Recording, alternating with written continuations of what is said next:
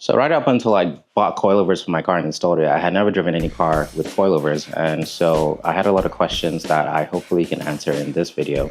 If you find yourself in that position or you're just curious about coilovers in general. So in this video, I'm going to talk about what I did to this car and if you need coilovers or not. And just generally speaking, I'm going to talk about a lot of suspension stuff that I've done to this car. So if you just want to skip to what I have done to this car suspension wise, you can go to my website, trackdatediaries.com/build. And there's going to be a suspension section there that you can get all the information without watching the video, but please watch the video, like, subscribe, and all that. So let's answer the biggest or the most important question, which is, do you need coilovers? The TLDR is if you track, let's say 5 to 8 times a year, I would lean towards coilovers if you think that's a consistent thing and you're gonna keep doing it to this car. Otherwise, I don't think it's really worth it. I think sway bars are going to be your friend in that instance. If this is a track only car, as it is for me, then you definitely want to consider coilovers because why not? And then if you're going to be getting into serious aero, then you definitely want to get coilovers. And the MagRide suspension was just not built for the amount of downforce that serious aero can make. I'm going to structure this into 2 parts. So part 1 is going to basically be about coilovers and MagRide and maybe what like the difference is and why you might need one over the other. And then part 2 is going to talk about what I've done to this car and maybe like the lessons I've learned from it, why I chose all the parts that I chose. Yeah, so I only ever started messing with my suspension when I noticed that at Button Willow, I was not able to go through the S's without climbing the curbs. And I remember riding in Peter's car. This is a tangent by the way, but I didn't know who he was when I met him. And I talked to him, found out he was a sub 2 guy, and I was like, I'm gonna sub 2 today. I didn't. However, I did ride in his car. But one of the things that I noticed with his car was that he's able to go through the S's pretty much flat out and without using the curbs, which, I mean, I had just not considered possible. But the biggest thing that I noticed was he was able to go left, right very quickly. And in my car, when I did that, I just didn't have enough time. And what I really mean by that is the car just didn't have enough time to completely make the left transition before I needed to turn right. And so I needed a solution to being able to make quick left-right transitions. So I actually made a video about this a couple years ago. So let's see what I had to say. Finally, come to the S's. You can see that I carry a lot more speed here. And this is where I've always known I could go a bit faster. In the past, I was always lifting or really aggressively using the curbs. And I think here the sway bars are really helping with stability when I'm turning at high speed. And you can imagine when you're going over 100 miles an hour, you don't want to be making quick transitions. And so the solution to that is sway bars. I would say this is a good place to stop if you're not planning on doing coilovers, but it's definitely something that you would want to have if you track your car pretty often. So if you don't know what sway bars do, sway bars essentially make your roll stiffness just stiffer, and it helps to change or tune your understeer or oversteer balance. So MagRide is a system that Corvette developed, which essentially lets the dampers increase or reduce their stiffness dynamically. They don't really have any details on when or how it dynamically increases or reduces stiffness. There's no real control over that. I waited years for DSC to give us the tuning as they did in the C7, but I guess this car is just different. But I will say it tries its best, but it's just not good enough. It's not like it's not good enough because they cannot do it. It's just not good enough because it's a street car and I'm asking it to do a lot more than it was designed for.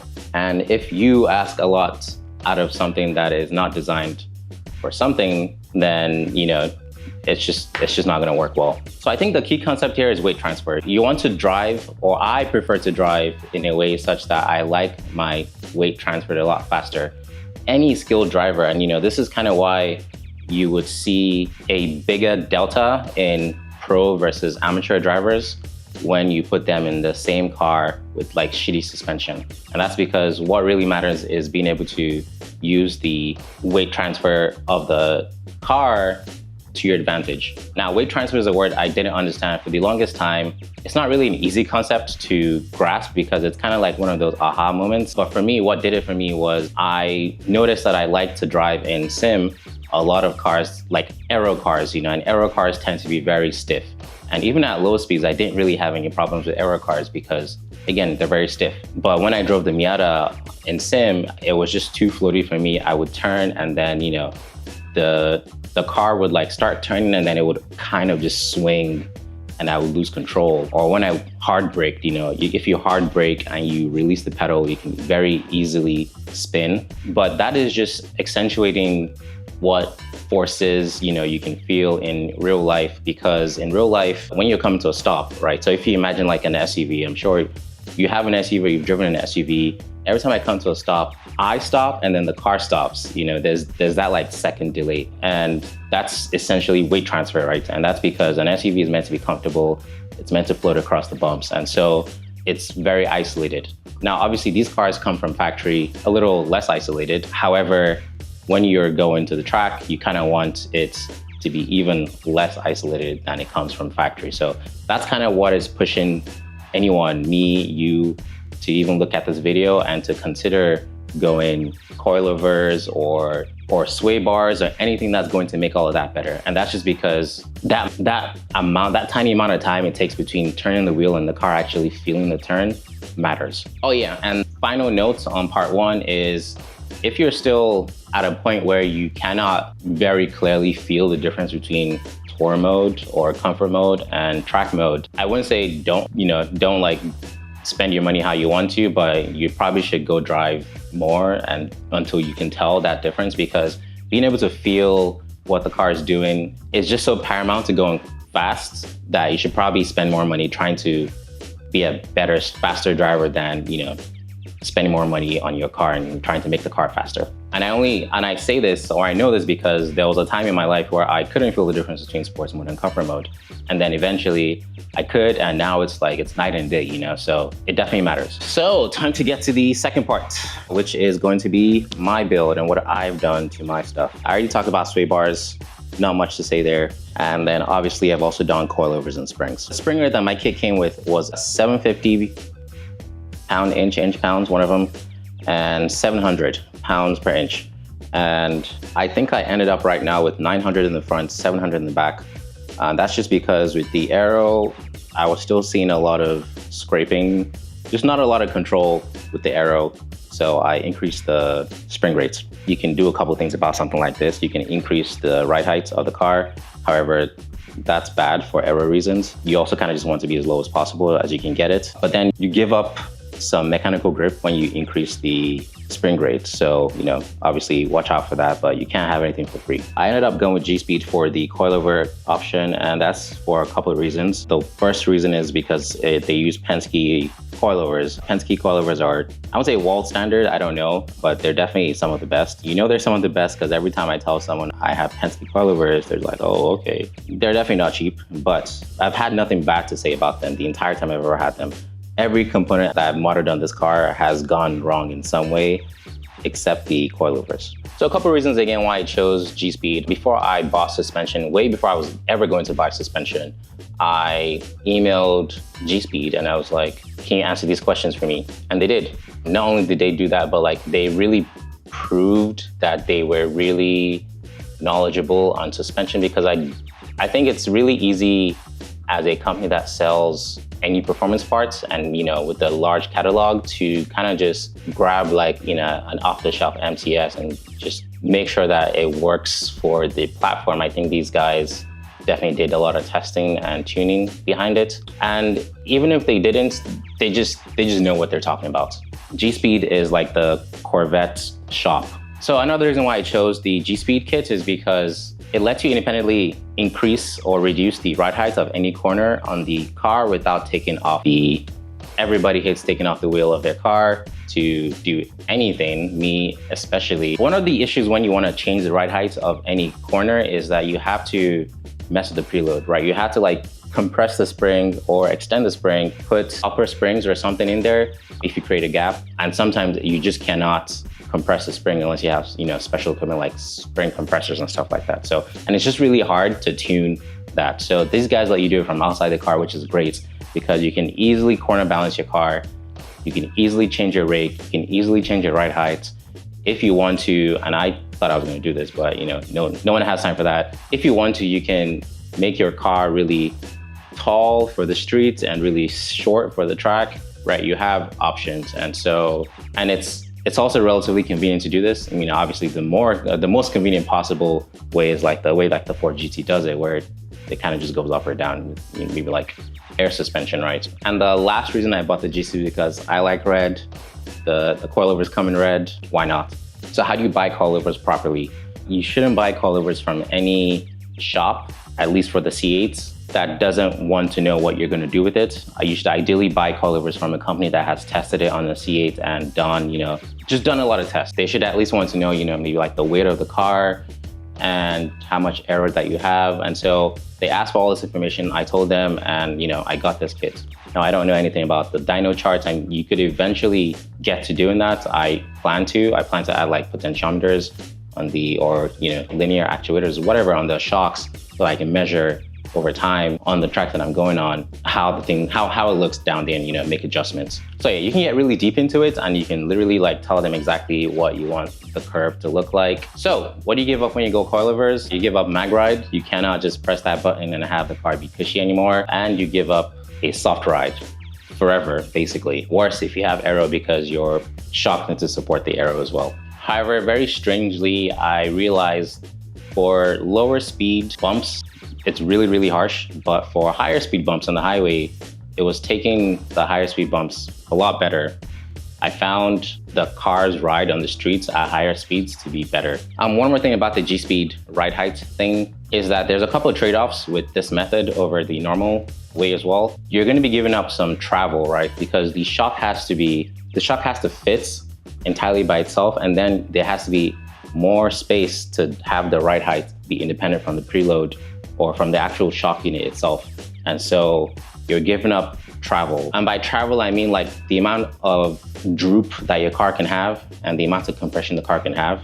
Now, ideally, when you're on track, you're not drooping or compressing, with such a wide band or range. Just be aware that that exists. It may not be a problem, because at some points I bottom out the front and then I find out that, I'm rubbing the inner fender or the inner liner, so it may not be a problem. And then the second problem is the rebound adjusters are not easy to get to. Normally, you can raise the car up and the wheel will just drop enough that you can reach your hand in there. But again, limited suspension travel, yeah. And then, obviously it's another part that can fail. However, the way it's attached, it seems pretty sturdy. I haven't had any issues with it so far. I don't touch it. It doesn't bother me. All right, another thing is the remote canisters. So one piece of feedback that I had for them was that they could make the top hats a little bit longer. As they currently are in my car, they're too short and the range of adjustments is just not high enough. So I sent them this diagram and I think they already did it. So I have these remote canisters over here. That's one, that's another one. So I just zip tied this guy in there, and for this guy over here, I created or made this like 3D printed structure to hold this in place. But yeah, I didn't put it in the trunk or frunk, sorry, because I can easily remove the frunk, which more on that in the weight saving section. But I easily remove the frunk for track days, and so I just take out the entire frunk for track days. So it's worked well for me over there. Never had an issue. It's kept clean all the time.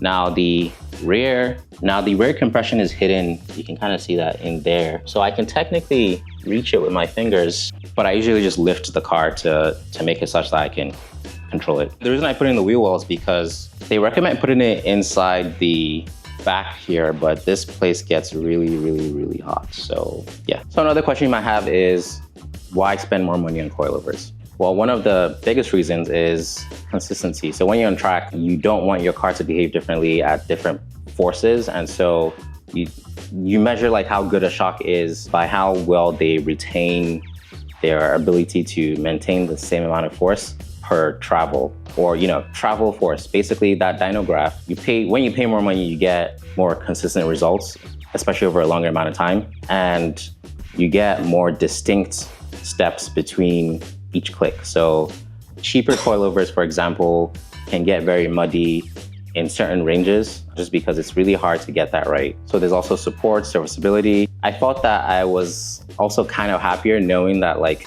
Penske's used in like professional motorsports, and if they choose to use Penske, then yeah, I guess it's just glazing at this point, because Pirelli and F1 doesn't mean Pirelli makes the best track tires. However, Penske will service whatever you have, and they have really good customer service. I know this because I've contacted them before. So another question that you might have is one-way, two-way, four-way, what do you get? I think just get two ways. One way is too restrictive in my opinion, and then two ways is kind of like one, the sweet spot, but it also is kind of where like a lot of orgs for like, you know, time attack and all these things like, you know, cut the line at. And then four-way is just a lot of settings. Now I am at a point where I wish I had some four-way. However, I'm not like, I haven't fully maximized my two-way yet. Like I've never driven on track with it all the way to the max or the minimum.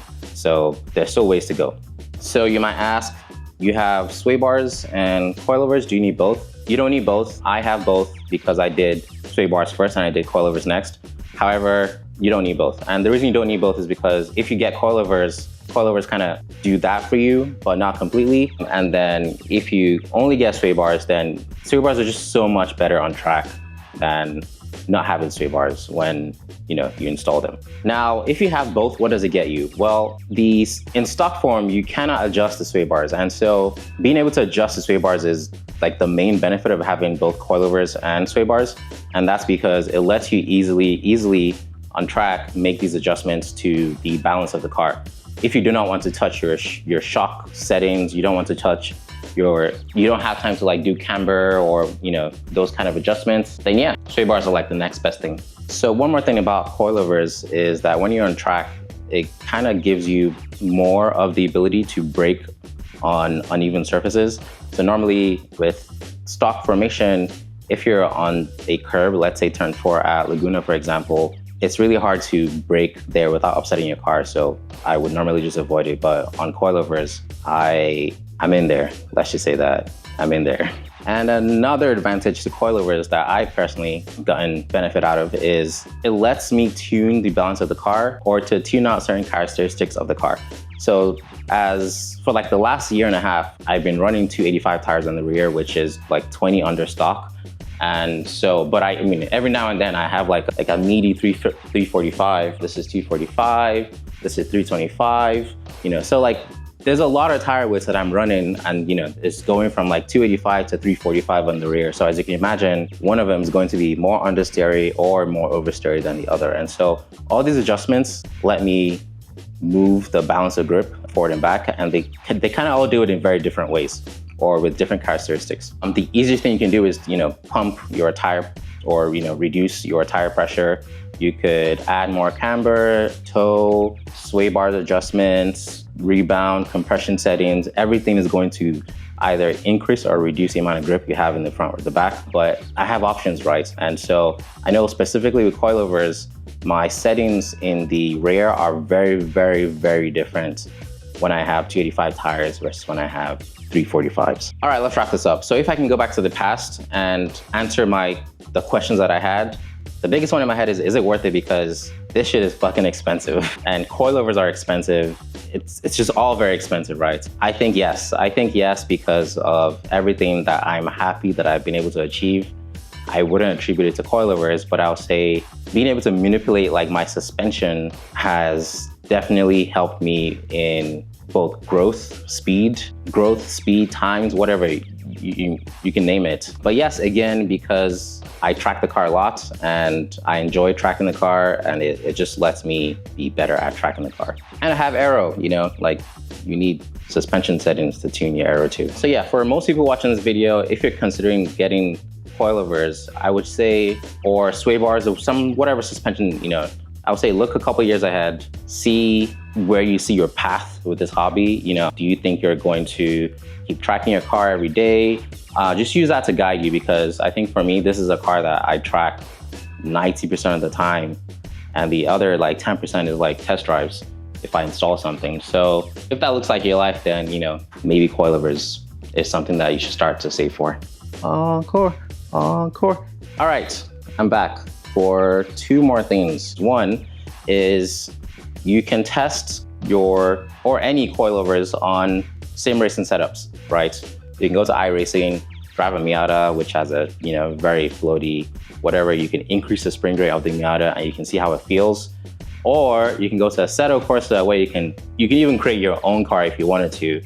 and mimic it to exactly what you have and just test it and see what these changes are going to do to your balance. And yes, I can't believe I went the entire video without talking about suspension, alignment settings. I think I'm negative 3.2 in the front, negative 2.9 in the back, 0 toe front and back, and as much caster as I can in the front and 0 caster in the back.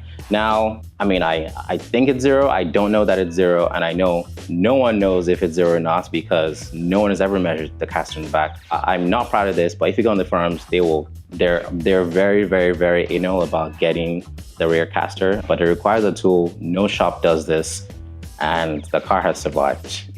I've had bigger problems with this car that don't involve the rear caster. So I'm not saying don't measure, I'm just saying it has not hampered me in any way. And another thing that I forgot to mention is I have the AMT lockout kit, and that's just because early in my career, I went off a few more times than I intended to. And every time I went off, I had to go get an alignment and it would actually be very different. And so the lockout kit has really, really, really helped with me just not having to get alignments often. However, it's really, really hard to align with the lockout kit. So thank you, Melody. As much as I think I like the feeling of negative toe in the back, it's not worth the tire wear it does to your car. It kills your tires very, very quickly. I said I have negative 2.9 camber in the back. I do have 285 tires, and that's not enough camber for that. So settings are very, you got to find your settings yourself based on whatever tires you like to run. 2.9, I think for me, I would just want the max I can get anyway. And 2.9 seems to be the max that I can get in this configuration. So but I'm going to be going back to 345s or 325 tires soon. So in that case, then yeah, maybe 2.9 is going to be too much.